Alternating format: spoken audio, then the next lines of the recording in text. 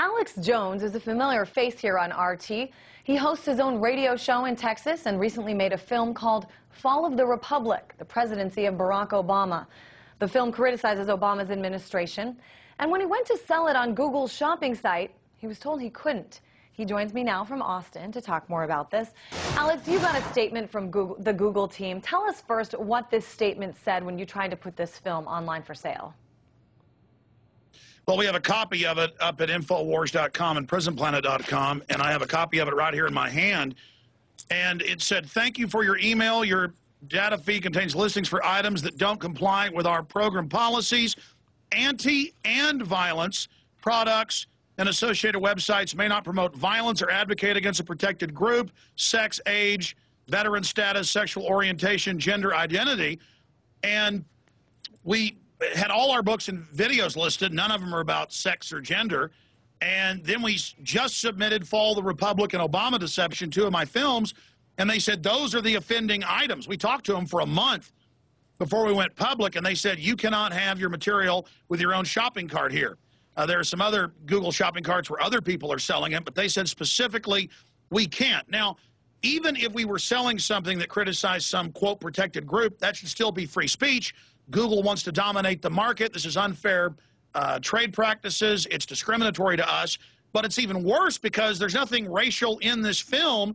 It's criticizing Obama for breaking his promises on hiring lobbyists, signing statements, torture, getting us out of Iraq, and so many other subjects. And it's because the film is devastating to Obama and is one of the #1 films online. We offer it for free.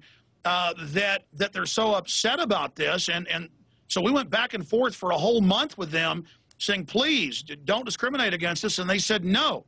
Criticizing Obama because he's part African is basically persona non grata. We are not going to allow that here at Google. And you dovetail this with Google helping censor in China, along with Microsoft and others, and helping put surveillance grids in the U.S. That's why Steve Jobs of Apple has said it's a joke that Google's motto of "don't be evil" is used by them, because they are definitely part of the military-industrial complex. A CIA-connected group, In-Q-Tel, actually founded them. Google is clearly a government front operation. That's why it's been given all these powers to run a monopoly. And we're not trying to start a fight with Google. They are censoring us. They are keeping us from being able to be involved in commerce. And if you look at Nazi Germany, they first started not letting people engage in commerce, like Jews, Seventh-day Adventists, communists, and others. That's how oppression tends to begin. Blacks in this country weren't allowed to have their own shops in many cities and states. And so when they start discriminating against you and not letting you have your own business, this is one of the most horrible forms of censorship and oppression, and people need to call for Google to rescind this blackout. But you add that with Time Magazine and the chief technology officer of Microsoft and all these big publications and the UN calling for net IDs to get online. But Alex, let me interrupt you just system. for a second here. You know, Google owns YouTube, and I watched your film on YouTube. It's posted there, and then when you go to the Google shopping site, the first thing you see is a link to Amazon, which is selling the film. So I'm a little confused about, you know, what this is all about. I mean, it's not that they've totally censored you. They just haven't allowed you to sell it. Is that what's going on here?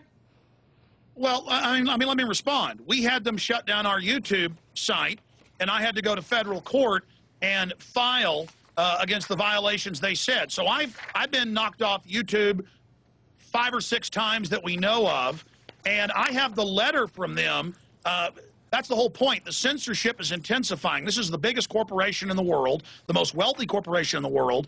Obviously, they've got different divisions that aren't censoring as bad, but I have their letter saying I can't sell it. Look, Google's and YouTube are more than happy, Google that owns YouTube, to let my video be up there for free and put their ads all over it. The point is, they told me I couldn't have a shopping cart on Google. Yes, there are other people selling it, and Google's allowing that. They won't allow me to sell my own film on Google. We have their letter from them, and we've been fighting with them for a month before we went public. So the point is, all these calls for net censorship in Australia and in Italy and in England and Canada and in France, they're moving to censor the web.